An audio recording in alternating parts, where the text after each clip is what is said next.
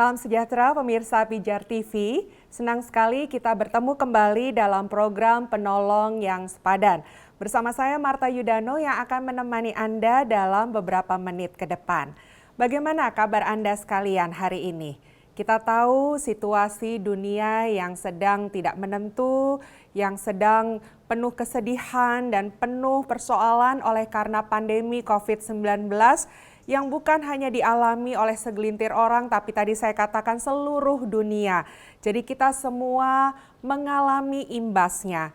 Dan oleh karena persoalan-persoalan yang dinyatakan, yang dimunculkan akibat pandemi ini, banyak di antara kita yang kehilangan damai sejahtera. Oleh karena persoalan dan pergumulan tentunya. Padahal kita sangat memerlukan damai sejahtera di dalam kehidupan kita.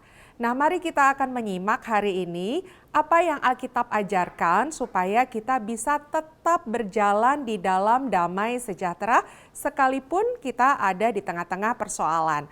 Filipi pasalnya yang keempat, ayatnya yang ke-6 sampai dengan ayatnya yang ke-9. Saya akan bacakan bagi Anda sekalian.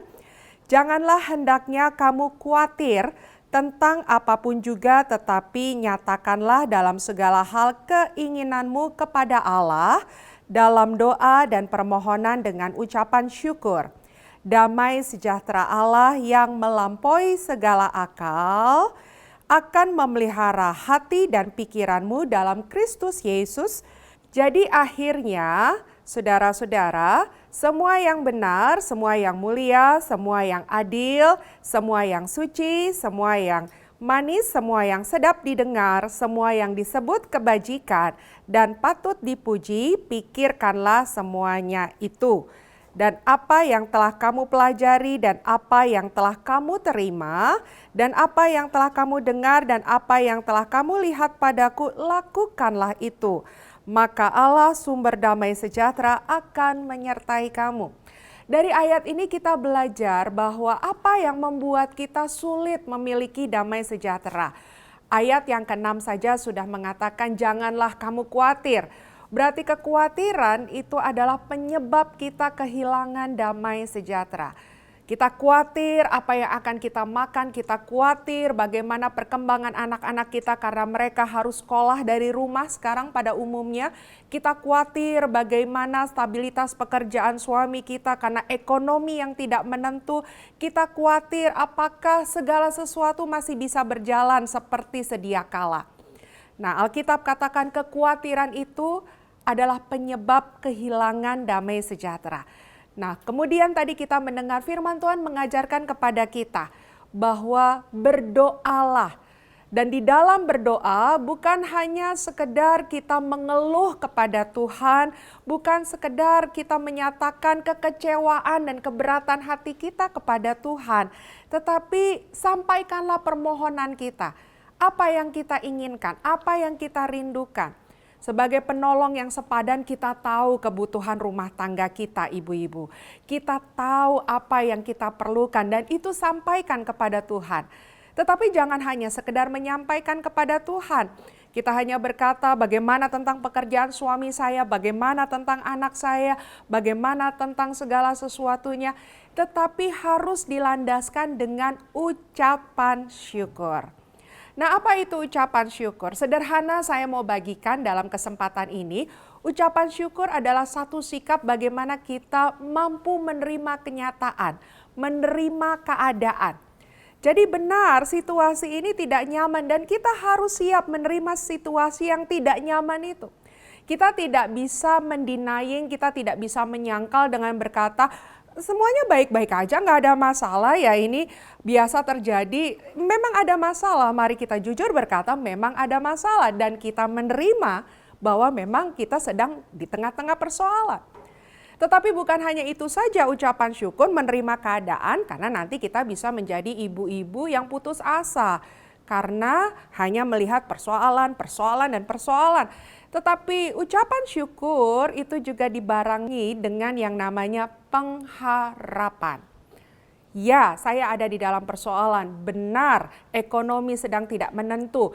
Anak-anak ya dalam keadaan yang tidak aman karena virus ada di mana-mana. tetapi aku punya pengharapan karena aku mengenal janji Tuhan. Bahwa Tuhan itu setia, bahwa Tuhan itu tidak pernah meninggalkan perbuatan tangannya. Bahwa Tuhan itu memberkati anak-anaknya, bahkan sekalipun anak-anaknya sedang tidak sadar bahwa dia sedang diberkati Tuhan. Nah, itu dengan pengharapan. Nah, untuk itu ibu-ibu penolong yang sepadan dimanapun Anda berada, maka di ayat yang ke-8 kita pun dituntun supaya kita bisa berdoa menyampaikan permohonan di dalam ucapan syukur kita.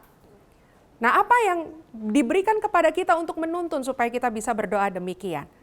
Pikirkanlah semua yang baik, semua yang sedap didengar, semua yang patut dipuji, semua yang mulia, semua yang manis. Nah, itu yang harus ada di pikiran kita. Jangan nanti kita berkata begini, waduh nanti kalau suami saya sampai di PHK, lalu kemudian kami tidak punya uang, lalu kemudian kami harus hidup di emper jalan, kemudian kami tidak bisa makan. Jangan pikirkan seperti itu, toh itu juga belum tentu terjadi dalam kehidupan kita. Tapi pikirkan apa yang baik, apa yang benar, apa yang enak didengar, apa yang sedap dilihat dan lain sebagainya. Mari penuhi pikiran kita, ibu-ibu kekasih penolong yang sepadan dimanapun Anda berada. Penuhkan pikiran kita dengan hal yang demikian. Lalu kemudian tetap ikuti arahan firman Tuhan. Ayat yang ke-9 berkata demikian. Kalau firman Tuhan berkata, tetap lakukan kebenaran, walaupun di tengah-tengah kesulitan rasanya kita ingin menghalalkan segala cara. Tapi kalau firman Tuhan berkata, lakukan kebenaran, ikuti apa yang firman Tuhan ajarkan kepada kita.